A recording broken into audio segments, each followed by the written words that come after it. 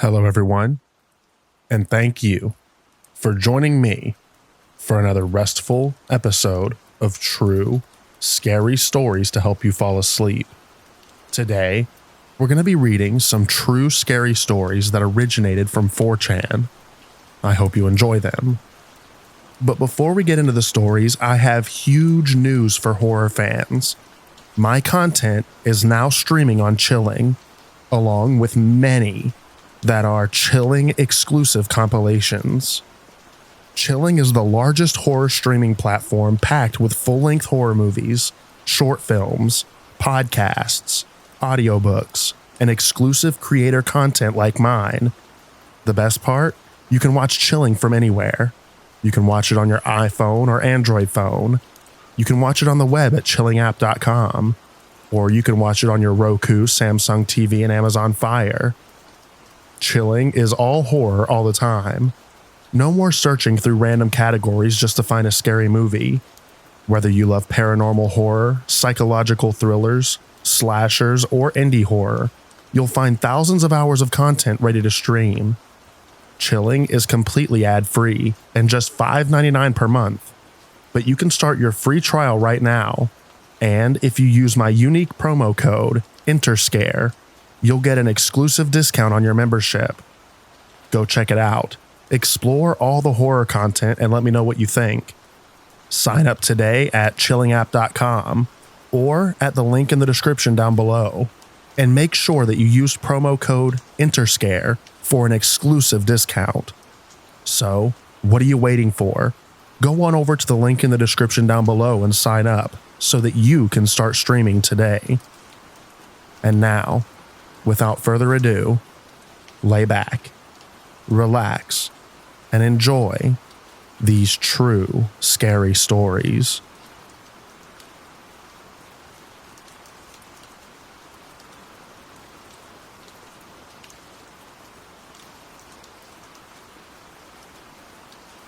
He wasn't alone in his house. It was late 2010 when an anonymous 4chan user, let's call him Kevin, started noticing something off about his apartment. At first, it was little things. A cabinet door left open that he swore he had closed. A cup moved slightly out of place. Food from his fridge just barely lower than he remembered. But Kevin chalked it up to forgetfulness. We all do that, right? You leave your keys somewhere, spend 30 minutes looking for them only to find them in your other pocket. Just normal everyday life. But over time, these little oddities started becoming harder to ignore. Things started moving more frequently. His TV remote wouldn't be where he left it. His shoes, which he always lined up perfectly by the door, would be slightly shifted just enough to be noticeable. And then came the smell. A faint, musty, almost decaying odor seeping into his living space. Kevin, now thoroughly creeped out, convinced himself that it had to be something rational.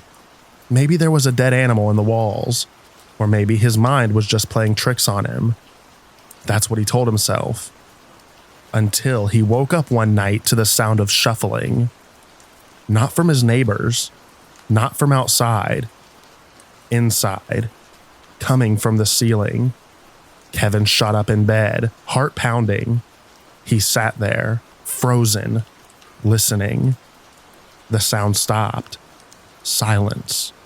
Then something even worse happened. The hatch to his attic was slightly ajar. Now, most people would immediately leave their apartment, call a friend, maybe even get the police involved. But Kevin decided that he needed proof. So he did what any rational 4chan user would do. He set up a camera. The next night, Kevin borrowed a cheap webcam from his friend and set it up in his living room, aimed directly at the attic hatch. Then he did his best to pretend nothing was wrong. Hours passed. He forced himself to sleep. And the next morning, with a deep breath, he checked the footage. At first, there was nothing. Hours of stillness. Then, at 3:17 a.m., the hatch slowly slid open, and a pale, thin, human-like hand emerged. The fingers curled around the edge. Then a face appeared. It was gaunt, hollow eyes, greasy, stringy hair, and it was looking directly at the camera. Then, in a movement that defied all logic, the thing, this person, slithered down without making a single sound. Kevin's stomach dropped. He watched in horror as this figure moved silently through his apartment, creeping toward his bedroom. And then, just as suddenly as it appeared, it vanished back up into the attic. The footage ended. Kevin sat there shaking. Someone had been living in his ceiling, watching him, moving through his space while he slept. Without wasting another second, Kevin grabbed his phone, dialed 911, and ran out of his apartment. The aftermath. When the police arrived, they found exactly what Kevin feared. In his attic was a filthy sleeping bag, empty food wrappers, and a rusted old knife. But there was no person. Whoever or whatever had been living there was gone. They never caught him. And to this day, Kevin has no idea how long that person had been watching him, lurking above him, waiting. But let me ask you this. How often do you check your attic?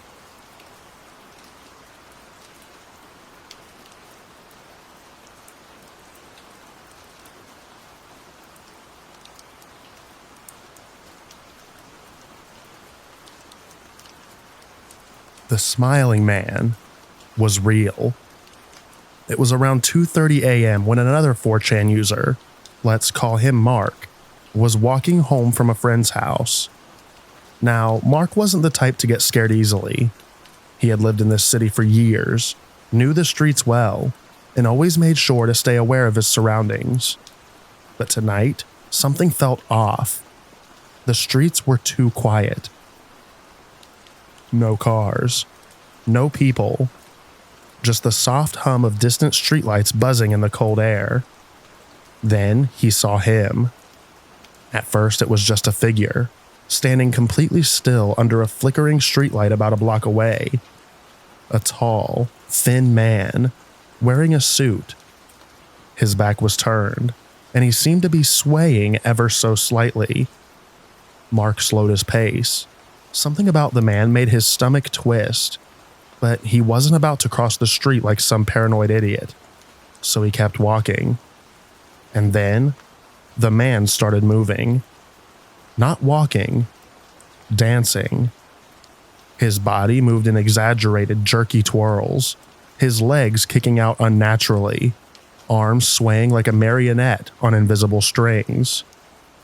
Mark had seen drunk people before, but this wasn't drunk.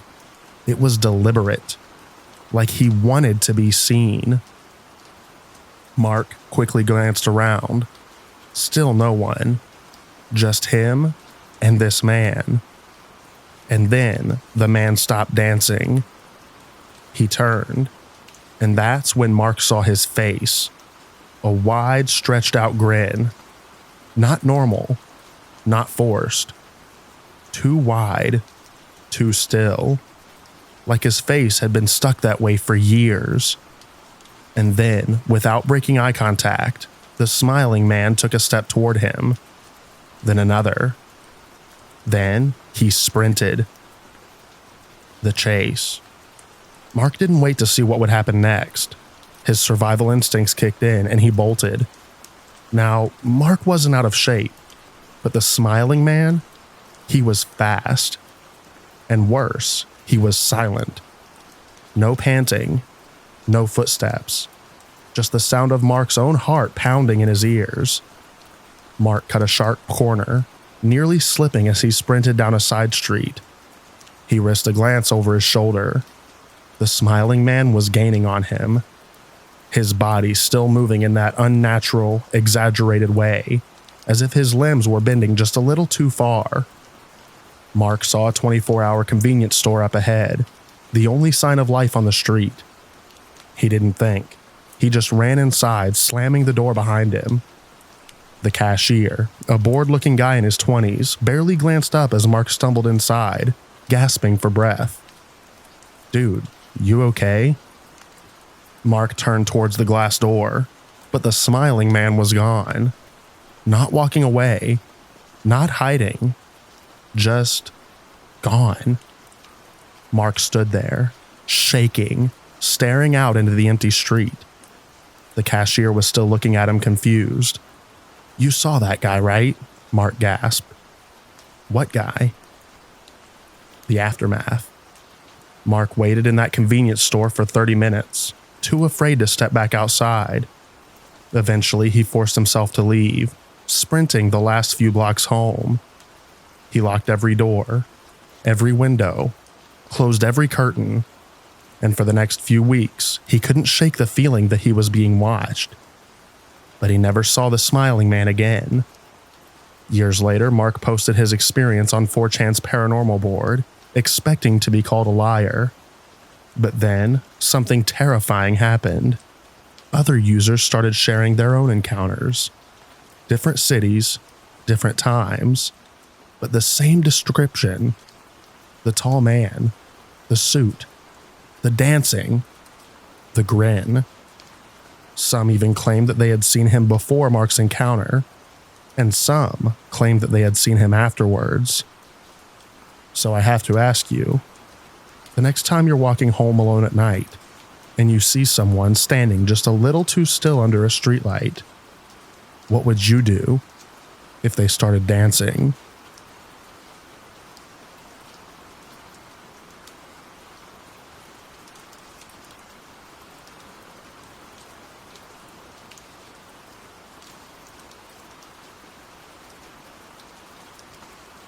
The Lake City Quiet Pills mystery. It all started with a death notice. On July 17, 2009, a longtime Reddit and 4chan user named Religion of Peace, a cranky, no-nonsense guy who often bragged about his military past, suddenly stopped posting. At first, no one thought much of it. Internet users disappear all the time. But then, a new post appeared on Reddit from someone using a different account. The message read, "I'm sorry to break the news, but Religion of Peace has passed away. He died of natural causes. Rest in peace, old friend." The post was signed by someone named Angel26. Now, most people would have just moved on, but this is the internet, where nothing goes unnoticed. And some users, especially those from 4chan, found something weird. Because who was Angel26? And more importantly, why did they post this message on an obscure website that had nothing to do with Religion of Peace? The strange website. People started digging, and that's when they made a chilling discovery.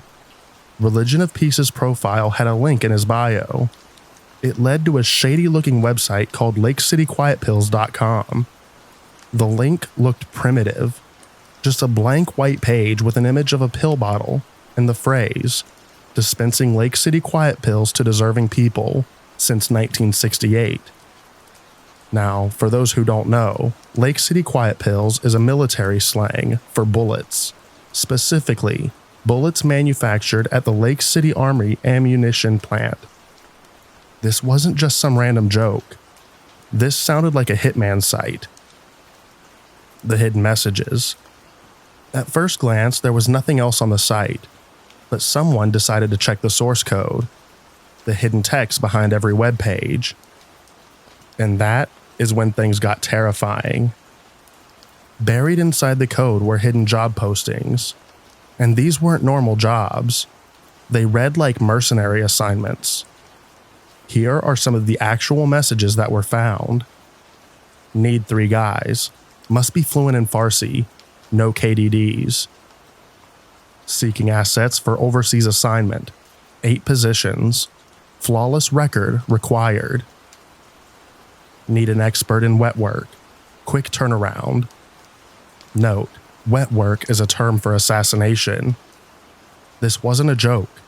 This wasn't a game. This sounded like an actual Black Ops recruitment board. And the deeper people dug, the more disturbing it got. The connection to a real assassination. One of the last messages hidden on the site read, "We have fulfilled the commission. The client is happy. That message was posted right around the same time of a high-profile assassination. On January 19, 2010, Mahmoud el-Mabou, a top commander of Hamas, was mysteriously killed in Dubai. Surveillance footage showed a group of highly trained operatives following him into a hotel room, where they silently took him out. Then, they disappeared. The hit was so professional, authorities believed it was done by an intelligence agency like Mossad. But now, some people think that it might have been a job posted on the Lake City Quiet Pills site. And remember, this was discovered by an accident. The disappearance. Once the internet caught wind of this, the website mysteriously went offline. Every trace of Lake City Quiet Pills was erased. The hidden messages, gone. And just like that, so were the people behind it. No one ever found out who Religion of Peace really was. No one ever found out who Angel 26 was. And no one ever found out who was actually posting those job listings. But the scariest part? This wasn't a creepypasta. This wasn't fiction. It was real. And to this day, no one knows how deep the rabbit hole really goes. So now I have to ask you, if you ever come across an old website full of strange decoded messages, do you keep digging, or do you walk away before you learn too much?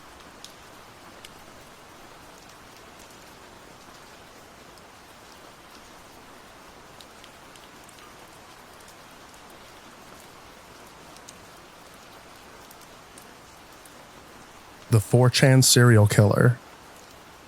If you've spent any time on the darker corners of the internet, you know that 4chan isn't just memes and trolling. Sometimes, it's something far more disturbing. Because what if I told you that over the years, multiple posts have appeared on 4chan that seem to suggest something terrifying? That there might be a real serial killer lurking on the site. And worse, that he might have been telling us what he was doing that whole time. I can't stop. On April 27, 2015, a chilling post appeared on 4chan's X board, the board dedicated to the paranormal. The post simply read, "I can't stop myself anymore. I like killing people." Below that was a series of details about multiple unsolved murders. At first, people thought it was just a troll post, but then someone started fact-checking. And that's when things got really creepy.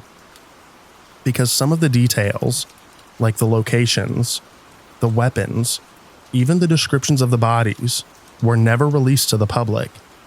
There's no way that a random 4chan user should have known these things, unless he was actually there. The photo of a dead woman. This wasn't the first time something like this happened. In 2013, a post appeared on 4chan's infamous B board, one of the most chaotic and lawless places on the internet. The post contained a photo of a woman lying face down on a bed. She was partially naked, her body twisted unnaturally, and she wasn't moving. The caption? Turns out, it's way harder to strangle someone than it looks in the movies. At first, people assumed it was fake, just another edgy troll. But then, someone reverse searched the image, and their stomach dropped. Because the woman in the picture, she was real. Her name was Amber Lynn Coplin, and at that exact time that post was made, she had been reported murdered in her apartment in Washington State.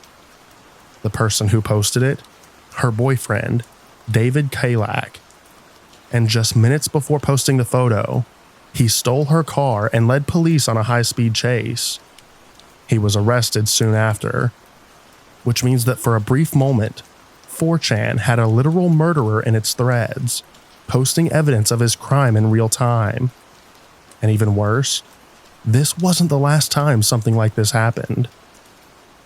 The cryptic confessions. Over the years, several 4chan users have posted disturbing cryptic messages hinting at murders they may have committed. One of the most infamous examples came in 2017 when a user posted, If someone kills a person and no one is around to see, did it really happen? When someone replied jokingly asking if they were confessing to something, the original poster responded, "I've done it 4 times. You'll never find them." The thread was quickly deleted, but not before people noticed something disturbing. 4 missing person cases had been reported in that exact area over the last year. Coincidence? Or something much darker? The 4chan missing persons connection. And here's where things get even stranger. On multiple occasions, missing person reports have been leaked on 4chan before the media even reported them. In 2015, a user posted a blurry, low-resolution photo of a woman tied up in a basement. The message attached simply read, "She won't be missed." People thought it was another sick joke, until days later, a missing person report surfaced for a woman matching her exact description. The thread? Deleted. The user who posted it? Never seen again. And to this day, no one knows if the woman in the photo was ever found. Is there a serial killer on 4chan? Now, could some of these be elaborate hoaxes? Absolutely. But the sheer number of times real crimes have been linked back to 4chan is what makes this terrifying. Murder confessions, crime scene photos, information that shouldn't be public knowledge. And the most chilling part? The people behind these posts were never caught, which means they could still be out there, lurking, watching, maybe even listening to this video right now.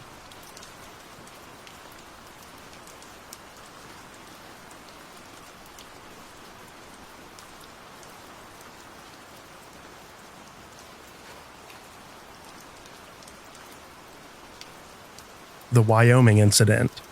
The broadcast that wasn't supposed to happen. It was a quiet night in 2006 when residents of several small towns in Wyoming sat down to watch their local evening news. But what they saw was not the news. Instead, their TVs flickered, the screen distorted, and then, without warning, the broadcast changed. A strange, grainy black and white video appeared. It showed distorted faces, pale, unnatural looking, their heads twisted at impossible angles, their eyes wide, blank, soulless, seemed to stare directly at whoever was watching. And then the messages appeared. "You are ill. We see you. You will lose everything." Each message flashed on the screen for only a few seconds before glitching away. And then came the sounds. A low, pulsing hum. A droning noise that made people's skin crawl. Some claimed they heard whispers, but no one could make out what was being said. And then, just as suddenly as it began, the broadcast cut back to regular programming. No explanation, no acknowledgement, as if it had never happened. Was it a broadcast hijacking? Now, at first, people assumed it was some kind of technical error. Maybe the station got hacked, or the signal got crossed with another feed. But here's where things get really creepy. The local TV station denied anything unusual had happened. They claimed no records of an interruption, no strange footage, nothing. As far as they were concerned, it never existed. But people had seen it. And not just 1 or 2 viewers. Dozens of people from different towns who didn't know each other described the exact same thing. The faces, the messages, the feeling of something watching them. The mysterious website. After the story started making rounds online, someone discovered a weird website connected to the Wyoming incident. It was filled with more disturbing imagery, warped faces, cryptic symbols, and messages that made no sense. But one message stood out. It read, They are waiting for you. Waiting? For what? No one knew. And when people tried to track down the site owner, the site disappeared. Gone. Like it had never been there in the first place. The physical effects, and here's where things get even weirder. Some people who watched the broadcast reported intense physical reactions, splitting headaches, nausea, a feeling of paranoia that wouldn't go away. One man even claimed that every time he closed his eyes, he could still see the faces. But the strangest case? A woman from Wyoming allegedly suffered a severe seizure shortly after watching. She had no history of epilepsy, and her family swore that before the broadcast she had seemed perfectly fine. But after that night, she was never the same again. Was it a government experiment? Some theorists believe that the Wyoming incident wasn't a hack at all. They think that it was something much darker. A test. Possibly a government mind control experiment, similar to the infamous MKUltra program, where the CIA experimented with subliminal messaging and psychological warfare. Some even claim that the faces weren't just random. They were real people, victims of something. And the messages? Warnings. The footage resurfaces. For years, there was no proof that the Wyoming incident had ever happened. Then, out of nowhere, a video surfaced online. A short clip showing exactly what people had described. The faces, the messages, the eerie droning sound. It looked identical to what had been reported. But there was just one problem. No one could verify if it was real footage from the original broadcast, or just someone recreating the event. And the person who uploaded the video deleted their account. Never seen again. So I have to ask you, what if the Wyoming incident wasn't just a hoax? What if it was a test? A glimpse into something we weren't meant to see? And if that's true, who was really behind it?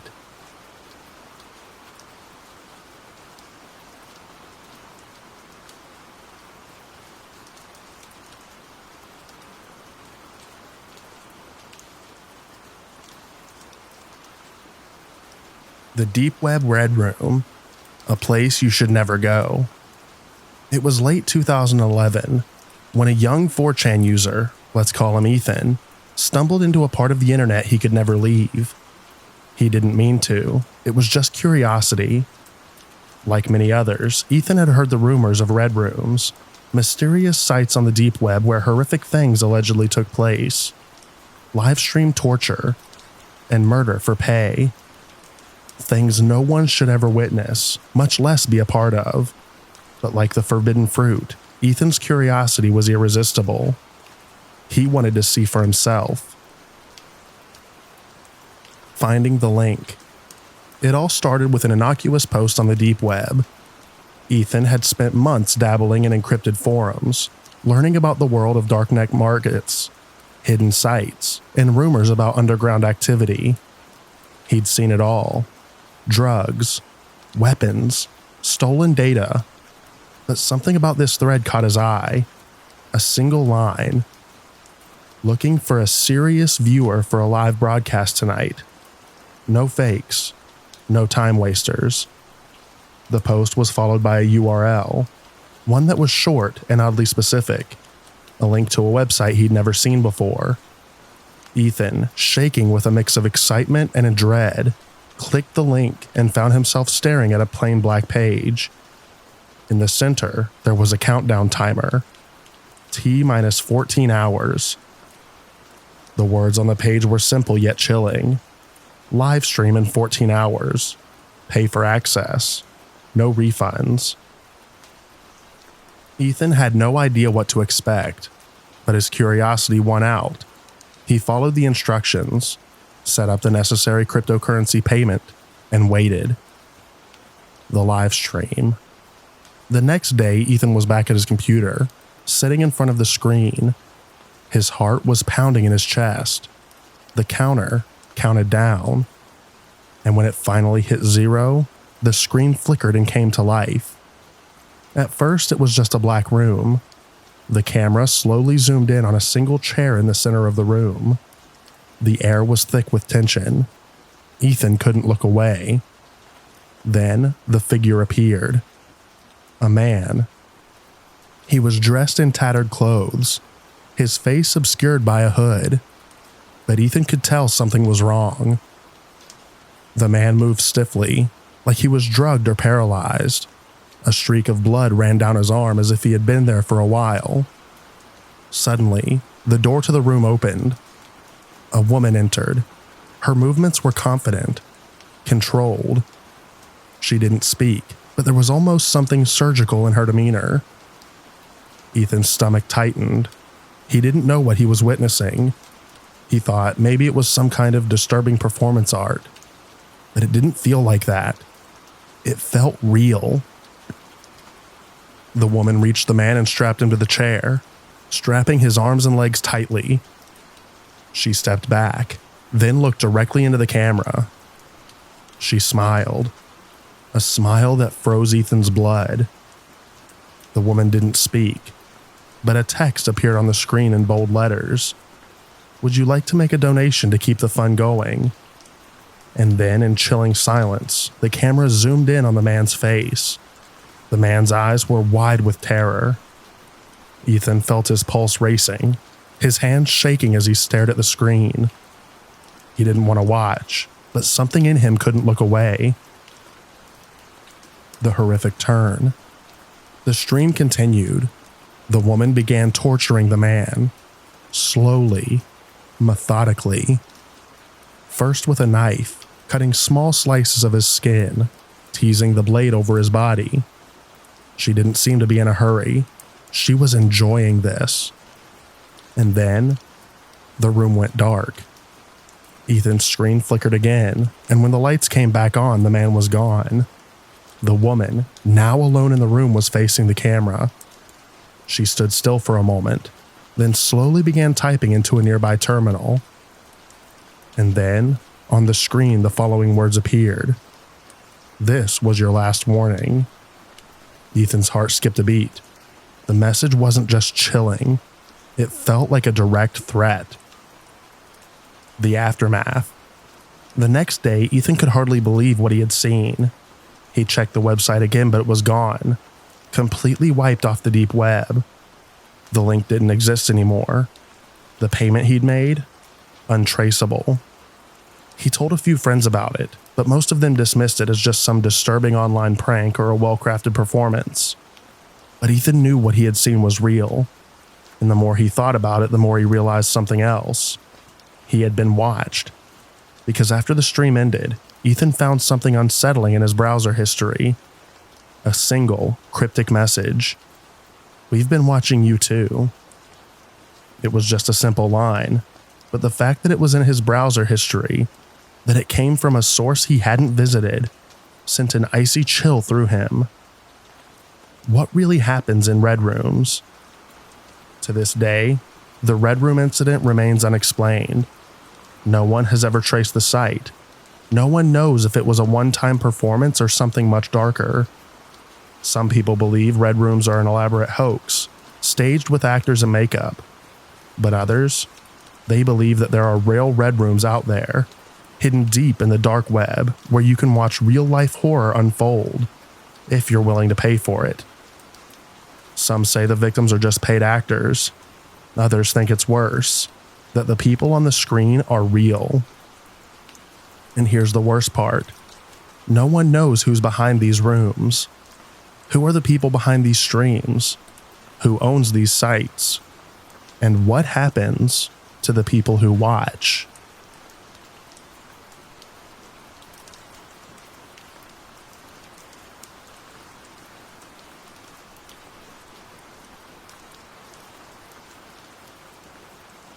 Grave robbing for fun and profit. It all began with a simple post on 4chan's X board, the one dedicated to the paranormal, the dark, and the bizarre. The thread started innocuously enough, with someone asking for advice on a disturbing hobby they were considering. At first, it seemed like another dark joke, but as the thread progressed, it became clear that the poster, a user named Skeptical Wanderer, wasn't joking. The post detailed a step-by-step guide on how to dig up graves, retrieve bones, and sell them on the black market. Skeptical Wanderer's tone was nonchalant, as though he was explaining something mundane. But the more he wrote, the more unsettling the details became. His instructions weren't just a list of actions. They were methodical, almost clinical, as if he had done this before. The idea of grave robbing wasn't new, of course. It's a topic that's appeared on various dark web corners and gothic subcultures. But what made this post different was the level of detail. The guide, step by step. Skeptical Wanderer began by explaining how to identify the right grave, one that was old, abandoned, and legally untouched. According to him, the trick was to avoid freshly dug graves, since those would be under strict surveillance. He recommended focusing on century-old tombs, ones that had been forgotten by most. Next, he went into the tools required. Basic digging equipment, a few bags to store the bones, and most importantly, a small shovel to avoid detection. The finer details, like the best time of day to do the deed and how to make sure no one could hear you, made the whole process sound routine. But it was the next part of the guide that turned stomachs. The details of the robbery. He described the act of digging up a body as a delicate process. It wasn't just about getting to the bones. It was about ensuring that nothing was damaged. No evidence of what had been done. Be gentle, he wrote. You're looking for bones, not valuables. The human body is fragile, but bones are strong. If you're after the skull, remove it first. It's the easiest to sell. The detailed descriptions of how to extract certain bones from the body sounded clinical, but the eerie lack of emotion in the writing made it all the more unsettling. He explained how to carefully clean the bones once they were removed, the best ways to preserve them for resale. The skull's the best one. Clean it well, and people will pay good money for a skull. But it's the bones that'll make you the most profit. Fingers, toes, ribs, any bone really. People want them for all sorts of reasons. Jewelry, medicine, spiritual practices. You just need to find the right buyer. The unsettling replies. What made the thread even more disturbing wasn't just the guide, it was the responses. Several other users chimed in asking for more details, offering suggestions and even sharing their own experiences with grave robbing. One user named Dark Artisan claimed to have been digging up graves for years, but only for artistic purposes. He would create intricate sculptures using human bones. Another user named Bone Collector 44 mentioned selling bones to private collectors, and even a few medicine men who apparently used human remains in ancient rituals. Some of these posts sounded like sick jokes, but others felt different. There was an authenticity to their words, as if they had truly been involved in this world. One particularly chilling response came from a user named Old Gravedigger, who warned others to be careful. Don't get too comfortable. The smell gets to you after a while, and sooner or later, you'll start thinking about who's missing from the graves. The FBI involvement. It wasn't long before the thread was flagged by 4chan's moderators who promptly deleted it. But before it vanished, screenshots of the guide had already been spread across the internet. The chilling part? 1 month later, FBI agents arrived at a small town in Ohio after a tip-off that connected back to the exact methods described in the thread. Authorities found several unmarked graves on an old property, and among them, human bones that were disturbingly well preserved. The exact kind Skeptical Wanderer had detailed. But what sent shivers down the spine of those involved in the investigation was the absence of a clear suspect. No one could figure out who had been robbing these graves.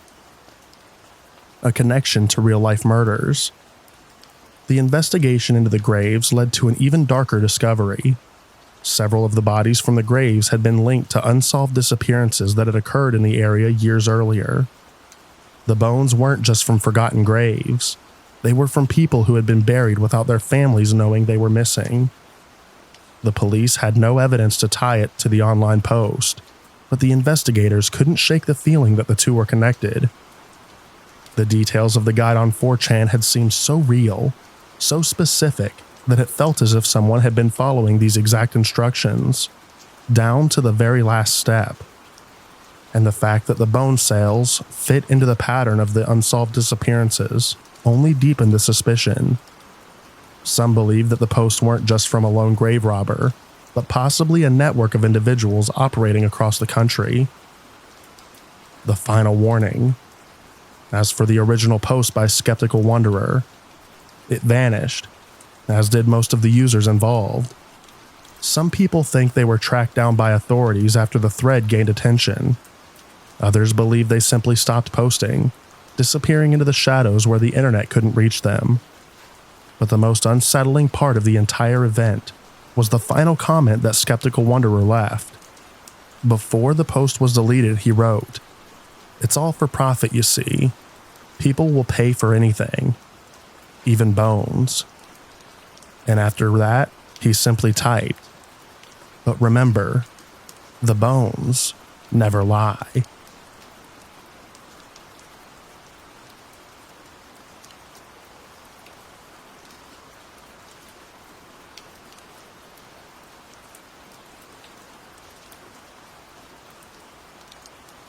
The Brandon Swanson case and the 4chan connection.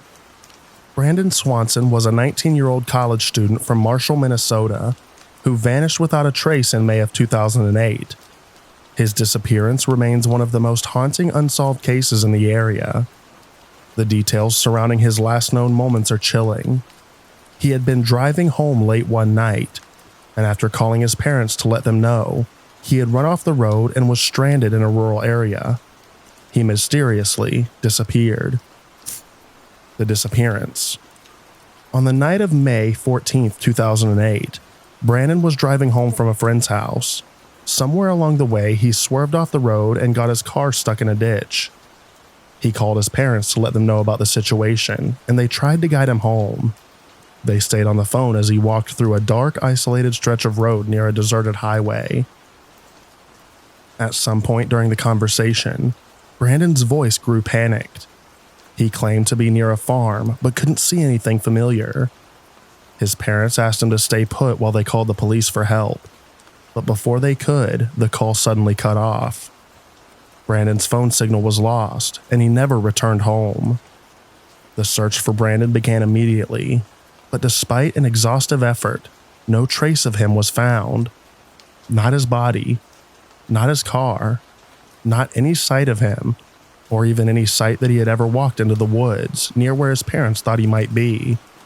It was as though he vanished into thin air. The strange 4chan connection.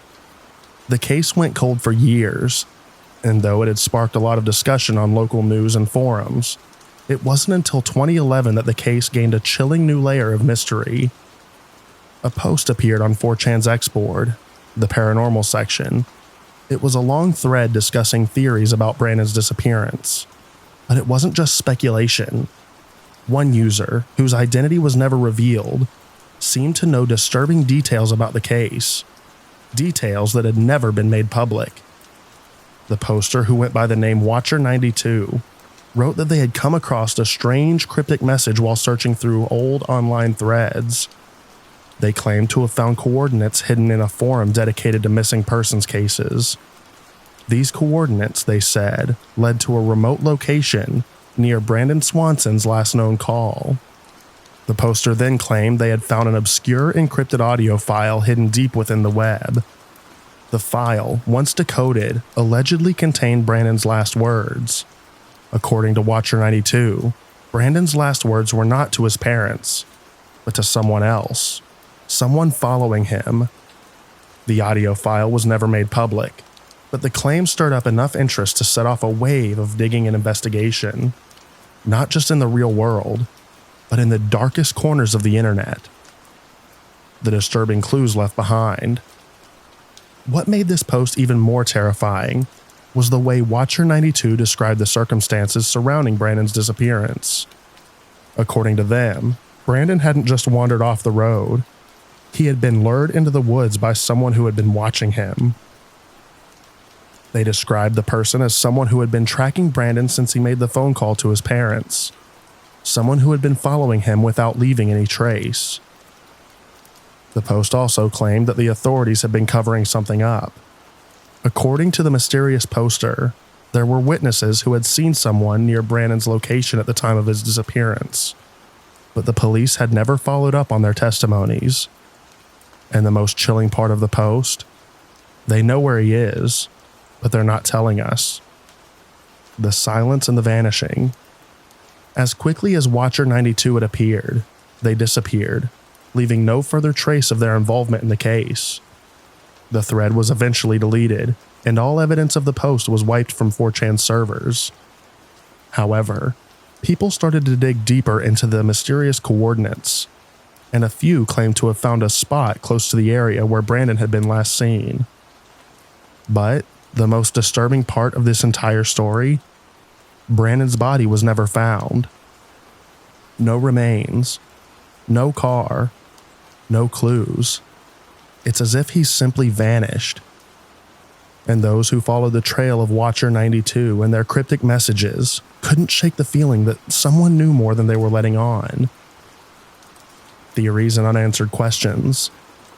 Over the years, a number of theories have been proposed, ranging from accidental death to a deliberate abduction. But the connection to 4chan? That remains the most unsettling part. Some believe that Watcher92 may have been a sick prankster looking for attention, while others think they were involved in the case in some way. Perhaps even someone with knowledge of a secret involved in the case that the public was never meant to know. What makes this case even more horrifying is that despite the public interest, no one ever found Brandon's remains. Not a trace of him ever resurfaced. And to this day, his disappearance is still classified as unsolved.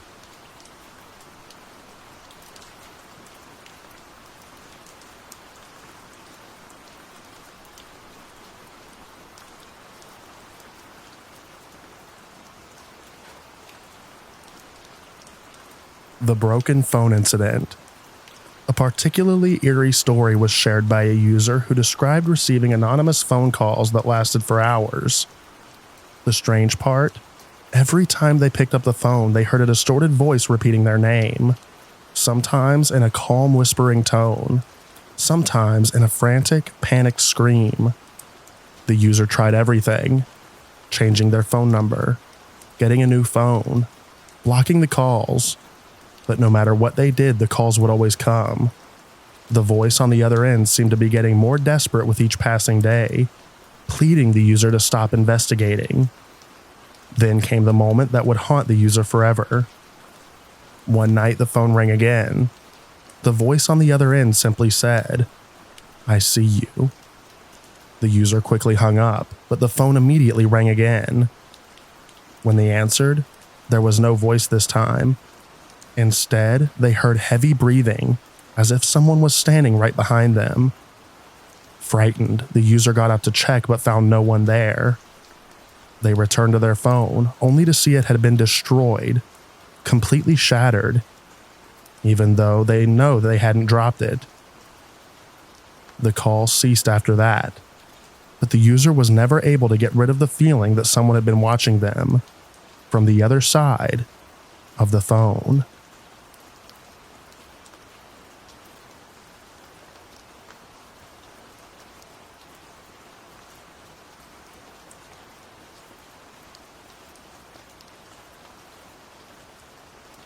The creepy neighbor. A user posted about an experience with a neighbor who at first seemed like a normal person. The neighbor would sometimes help with groceries or wave hello in passing, but over time, the user began to notice increasingly odd behavior. The neighbor started showing up at their door uninvited, offering strange gifts, old newspapers, broken trinkets, and homemade food. When the user politely declined, the neighbor began staring through the windows, always standing just far enough away that it was hard to make out their expression. But the real horror began when the user found a collection of photographs on their doorstep, pictures of themselves, taken from inside their own home while they slept. The photos had been taken from different angles, some even showing them through the window, standing right outside. One day, the neighbor was seen digging in the yard with what looked like a shovel. But when the user confronted them, the neighbor simply said, "I'm just making sure you're safe." The user immediately called the police, but by the time they arrived, the neighbor had disappeared, leaving behind only an empty house. The user moved away shortly afterward, but to this day, they can't help but wondering if they were just the last victims in a long line of unsettling encounters.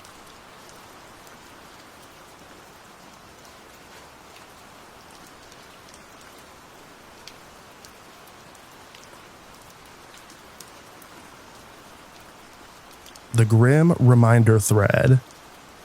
In a series of chilling posts on the B-board, a user recounted a strange experience after they woke up in a different place. They couldn't remember how they got there, only that they were lying on the floor of a strange, unfamiliar room. The room was plain with white walls and no windows, but the air felt cold, suffocating. As they tried to stand, they realized something was wrong. Their hands were bound by something tight and unbreakable, like thick ropes that didn't seem to exist in the physical world.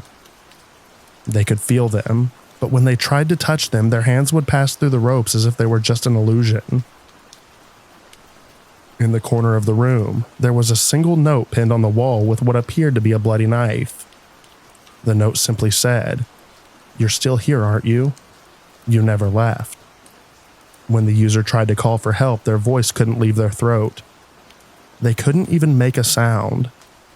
As they continued to struggle, they felt as though they were becoming trapped, not just in the room, but in some sort of space between worlds.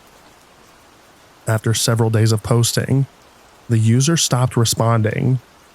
Their account was never seen again, and the thread was eventually locked, leaving behind only their terrifying account of a place that defiled both time and space.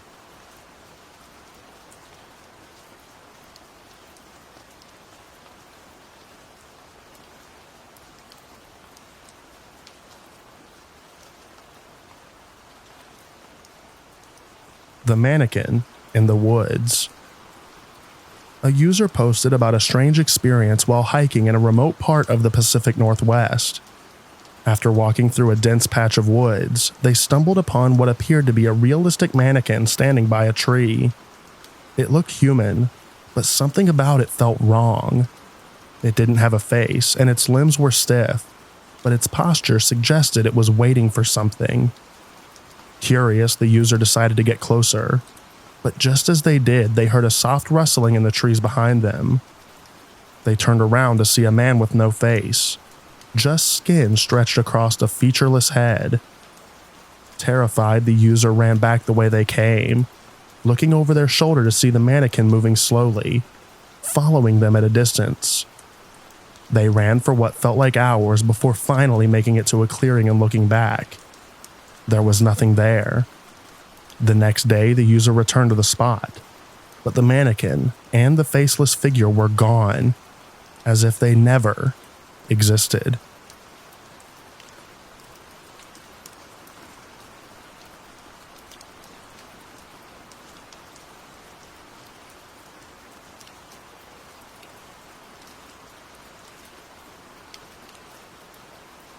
The Unstoppable Stalker. A chilling post appeared on B one night, in which a user described being followed for weeks by a man that they had never met. At first, the user dismissed it as paranoia, just someone who happened to be in the same place at the same time. But after a while, the coincidences started to feel too frequent to ignore. They would notice this man at random times and places, waiting at the bus stop, walking down the street, sitting at the same coffee shop. When the user tried to confront him, the man would either ignore them or smile, a cold, unsettling smile that sent a shiver down their spine. Things escalated when the user received a letter, written in their own handwriting, but without any memory of writing it. The letter contained personal details about their life that only someone who had been following them would know. They reported it to the police, but by the time authorities investigated, the stalker had vanished. The last post on 4chan described the user being at home, hearing a knock on the door, only to find no one there, but a single rose left on the doorstep with a note that said, "I'll be back tomorrow."